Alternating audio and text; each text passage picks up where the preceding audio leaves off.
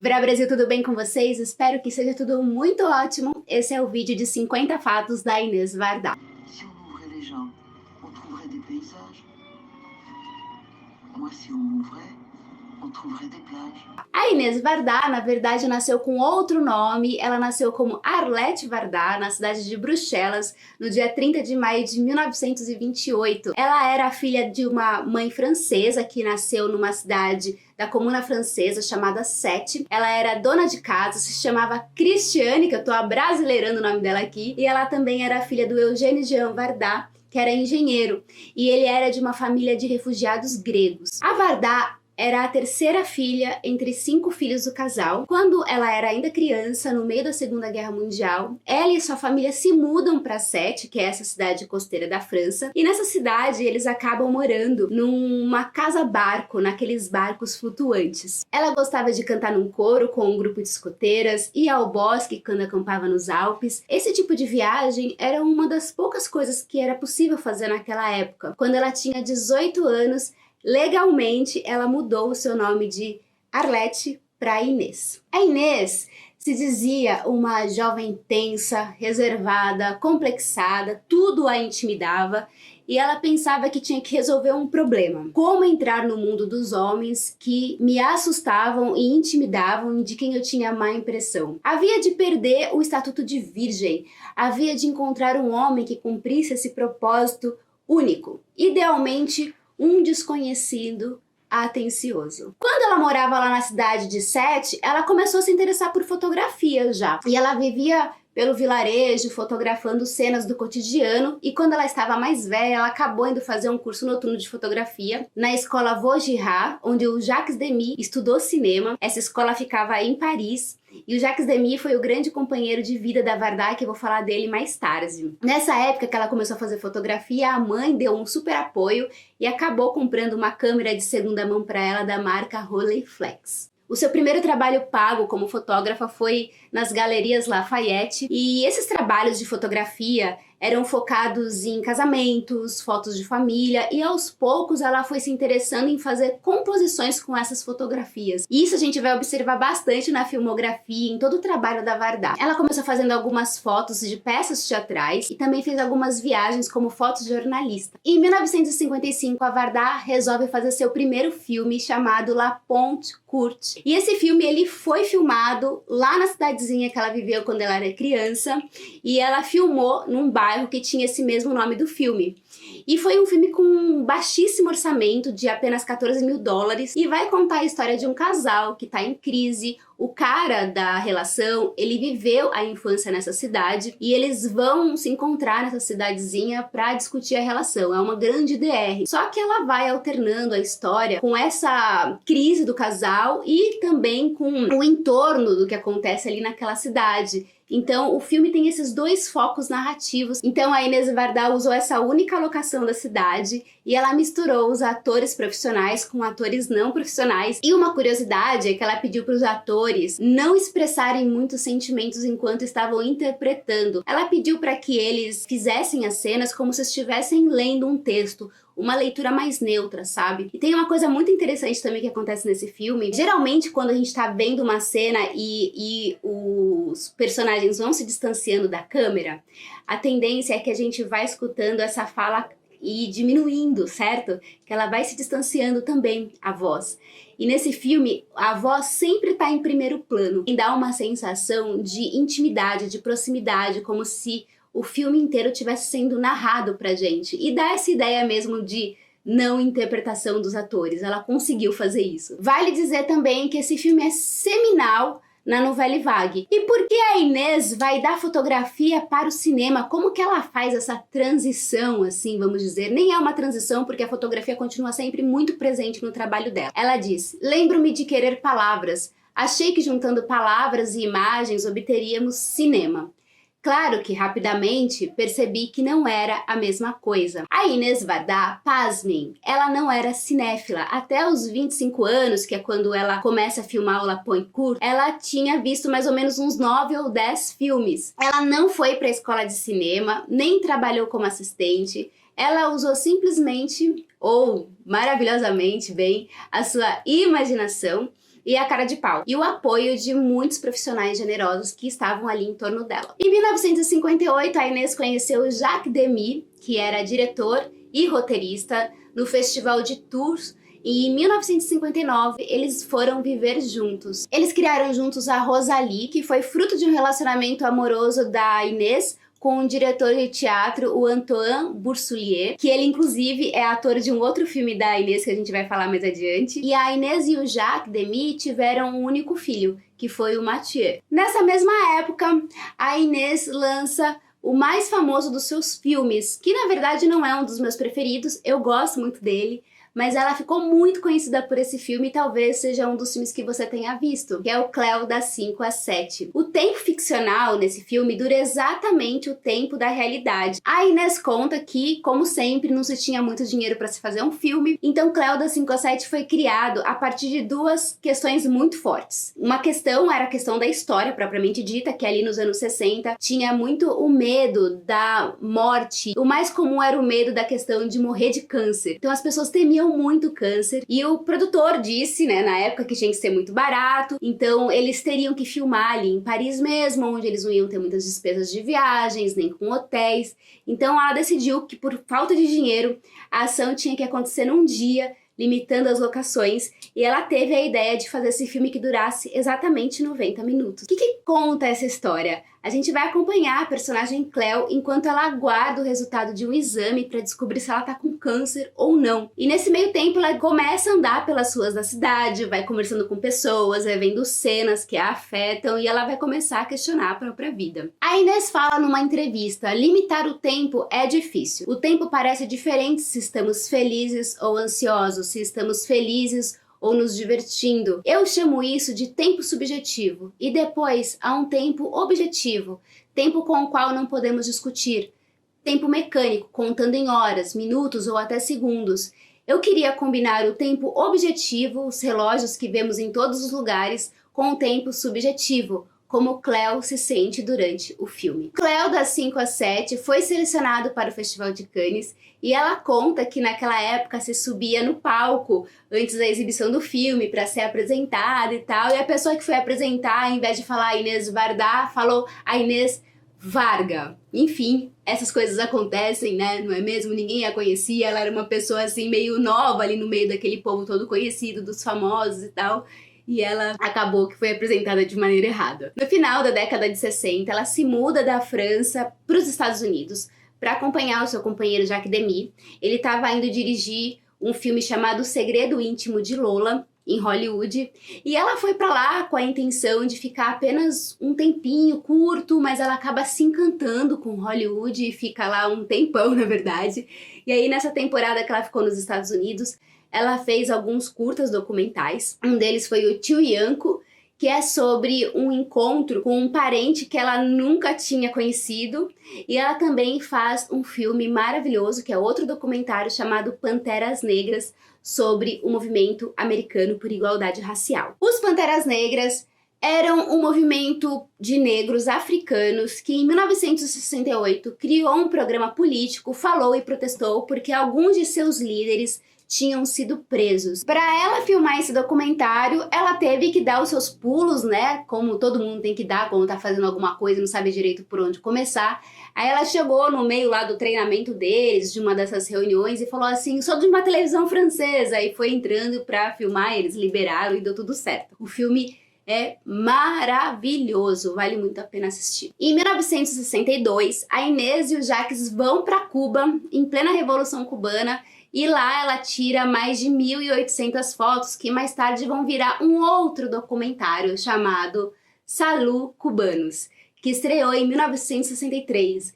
Esse filme eu achei simplesmente genial, foi um dos primeiros filmes da Varda que eu assisti, que ela pega essas fotografias e faz uma espécie de animação, só que a animação que ela faz com essas fotos, com a música traz uma narrativa muito maravilhosa, poética, envolvente. Gente, eu amei demais a montagem desse filme. É um dos meus preferidos, sem dúvida. Em 1965, ela faz um novo filme chamado As Duas Faces da Felicidade, que é um cenário todo inspirado em quadros impressionistas, meio Monet. Tem cores bastante saturadas, parece uma pintura de uma ilusão. Ela conta que imaginou pinturas impressionistas com a sua melancolia, mas o filme são cenas felizes da vida cotidiana. Ela queria mostrar a felicidade como ela é tradicionalmente descrita: uma mulher, um homem, filhos lindos, um cenário maravilhoso. Eles amam a natureza, são amigáveis, despretensiosos. E o filme tem uma trilha sonora do Mozart que parecia expressar a felicidade,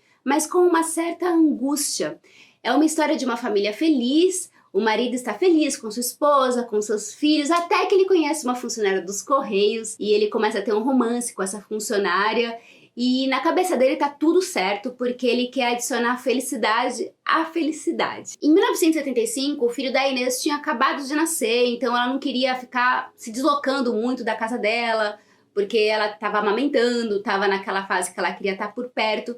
Então ela resolve que ela quer fazer um filme que fosse pertinho de casa, ali na rua dela mesmo. Então ela resolve filmar comerciantes da sua rua. Tem uma curiosidade sobre essa história. Ela usava uma extensão para ligar a câmera que tinha uma metragem assim definida. Então ela só podia ir até onde essa extensão chegasse, de um lado da rua e do outro lado da rua também. Então ela é como se ela não tivesse cortado o cordão umbilical, diziam, sabe? Esse documentário chama Daguerreótipos e se passa na Rua Daguerre, que é onde a Inês morava na época. É encantador esse documentário, os personagens são muito interessantes, fantásticos, e a montagem também é sensacional, como ela vai misturando umas cenas que acontecem de um mágico com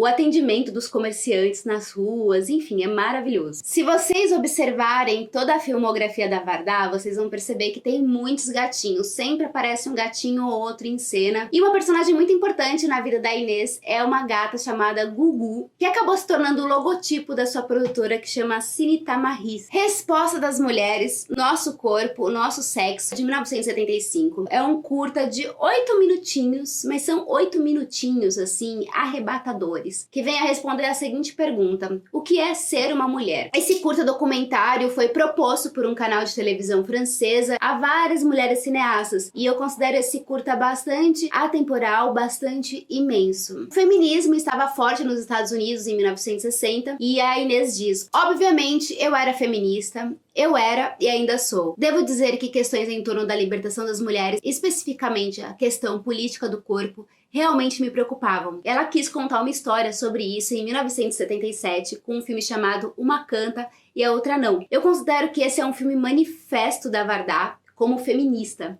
São duas mulheres jovens, uma com filhos e outra sem filhos, que é assim, tipo uma rebelde nata. Ela vai discutir nesse filme a questão do aborto, do corpo livre. Em alguns momentos do filme ela acaba usando uns textos do Marx e do Engels, como por exemplo uma frase assim: hoje em dia na família o homem é o burguês e a mulher representa o proletariado. Mas para não ficar aquela coisa panfletária, chata, sei lá o quê, ela acaba fazendo disso um musical. Aliás, eu acho que isso é uma coisa bastante importante de dizer. A Varda, ela tem um cinema bastante engajado, mas não é aquele engajado que fica sendo panfletário.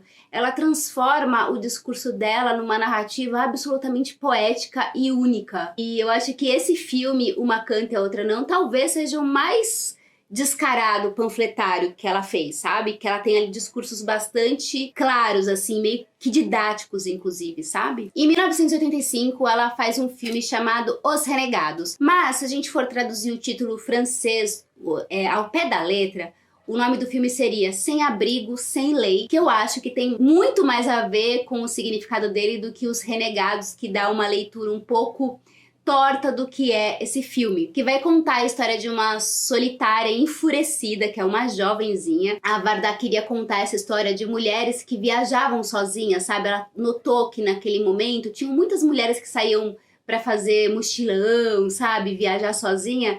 E ela queria contar a história de uma mulher assim especificamente. E nesse filme a gente tem uma jovem que renega a tudo, né? Ela resolve abandonar a sua casa, a sua família, o seu emprego, para viver viajando. Só que ela escolhe contar a história desse filme a partir do olhar das outras pessoas que observam essa jovem viajando, vagando sozinha. E é muito interessante observar como que é o discurso dos homens em relação a essa moça e como que é o discurso das mulheres em relação a essa moça. É muito interessante observar isso. A atriz que faz esse filme é a Sandrine Bonner, e ela na época tinha 17 anos, e é muito legal ver algumas entrevistas dela falando sobre o processo de criação dessa personagem, que era muito diferente do lifestyle dela, vamos dizer assim, mas ela faz absurdamente bem. É um filme que foi premiado. Em 87, ela dirigiu um filme chamado Kung Fu Master, que relata uma história de amor, e a personagem é interpretada pela Jane Birkin, e a sua filha na vida real mesmo, que faz a filha dela.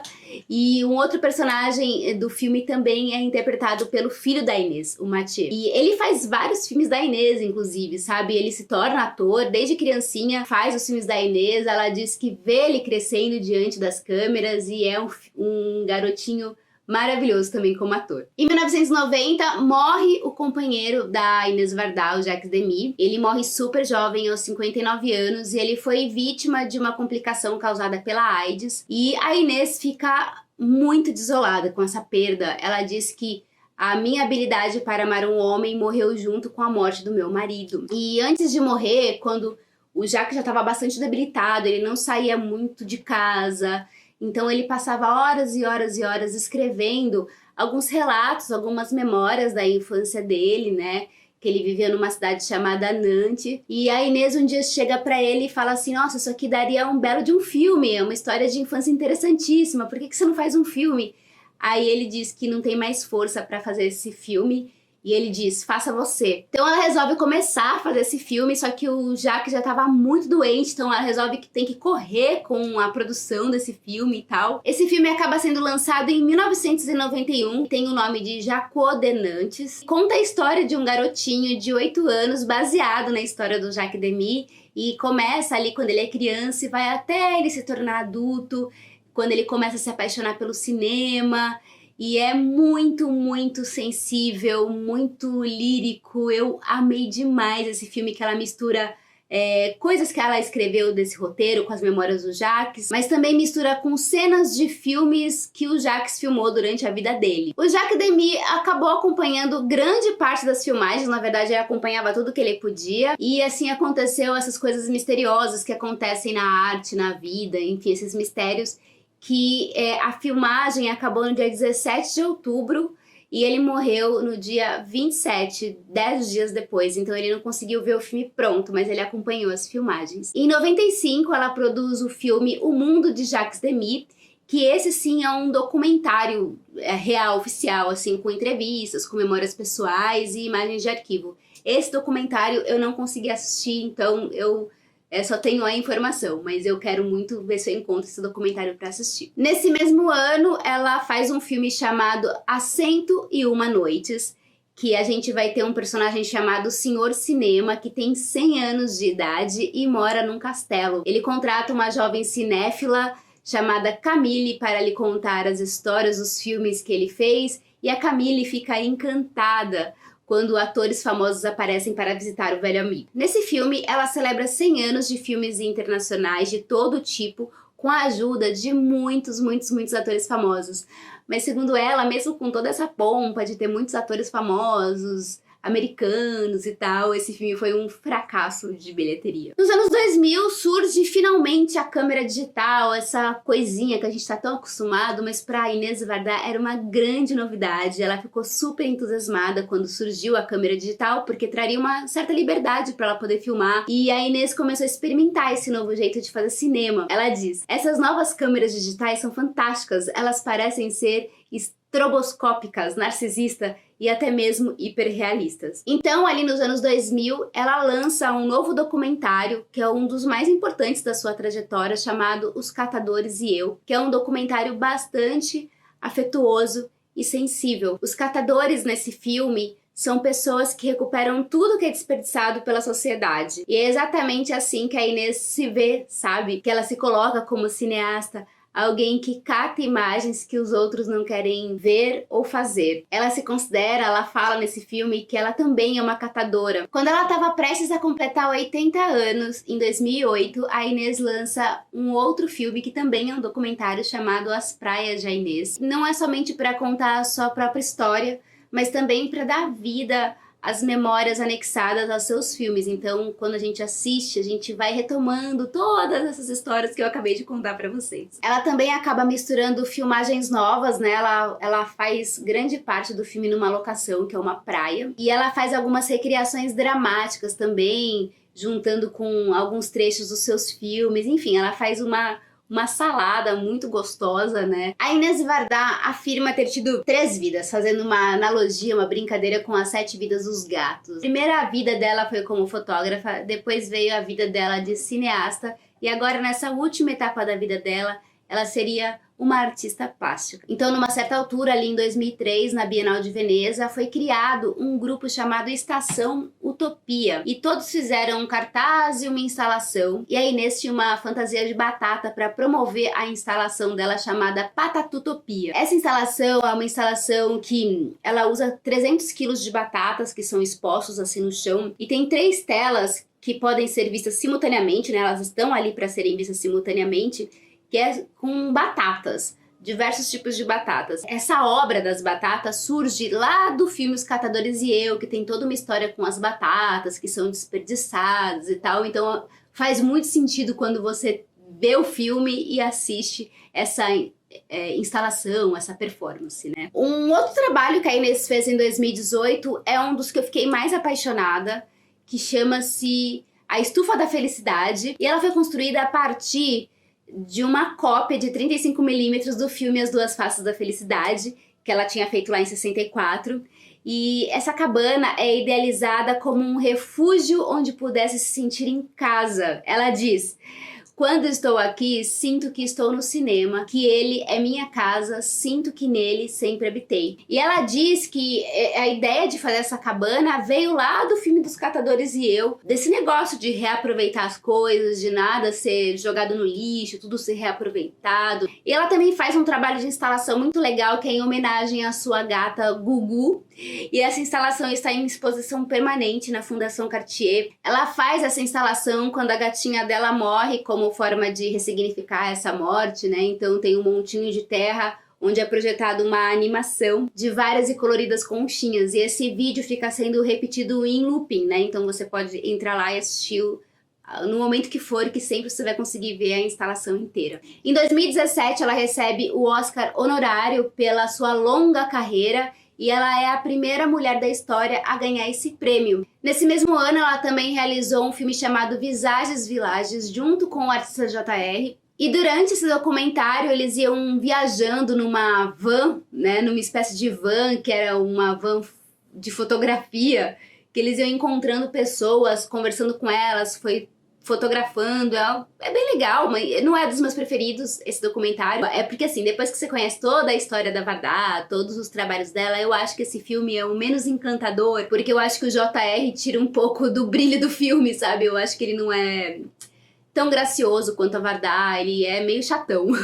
Desculpa a minha sinceridade. Mas se você nunca tiver assistido nada do trabalho dela, talvez você goste. Muitas pessoas gostam desse documentário. Ele inclusive foi indicado ao Oscar nesse filme, né, em 2019, com o melhor documentário. E com isso, a Vardá acabou sendo a mulher mais velha em toda a história que concorreu ao Oscar. Eles não ganharam. Em 2019, a Vardá lança o seu último e derradeiro filme, que é um documentário chamado Vardá por Inês, que ela vai contar novamente sobre a própria vida.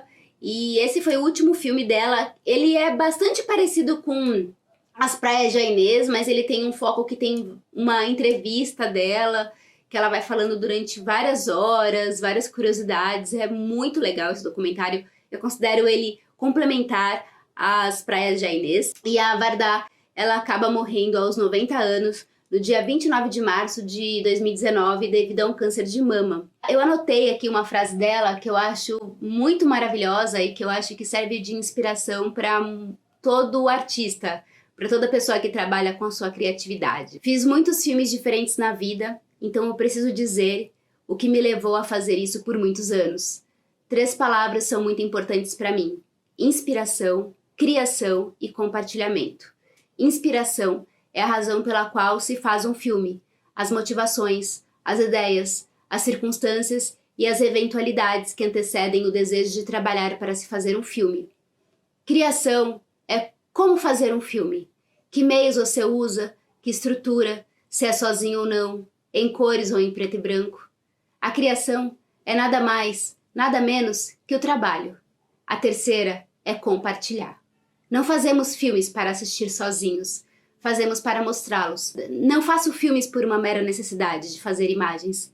É que eu, na verdade, tenho olhos curiosos. O que mais me encanta no cinema da Varda, na arte dela, porque ela é uma artista assim muito completa, é que ela sempre se coloca em questão no trabalho dela e ela sempre vai tratar de temas que são universais. Ela fala muito sobre política, sobre feminismo, sobre as minorias, sobre os renegados. Ela tinha um olhar para o que, em geral, a sociedade despreza e não sente o menor interesse. E ela diz: nada é banal se você filmar pessoas com empatia e amor, se você as achar extraordinárias. Eu estou viva e eu me lembro. Para a construção desse roteiro, eu basicamente usei os filmes da Varda que eu assisti. Eu não consegui falar, obviamente, de todos os filmes que ela fez na vida. Ela fez mais de 50 filmes. Eu ainda assisti uns 30% da filmografia dela. É muito difícil de encontrar os filmes dela. Então, boa sorte pra vocês, deem seus pulos. Vira e mexe, eles voltam pra MUBI, mas eles saem, enfim, é difícil mesmo de encontrar. Mas também não é impossível, tanto é que eu consegui. Espero que vocês tenham gostado, que tenha atiçado a curiosidade de vocês em conhecer essa cineasta, caso vocês não conheçam ainda. E se vocês assistiram esse vídeo até aqui, comentem aqui embaixo cinema, poesia. Todas as informações, todas as referências que eu usei para a construção desse roteiro estarão aqui na descrição. E muito obrigada pela companhia até aqui, um beijo imenso e até a próxima. Tchau!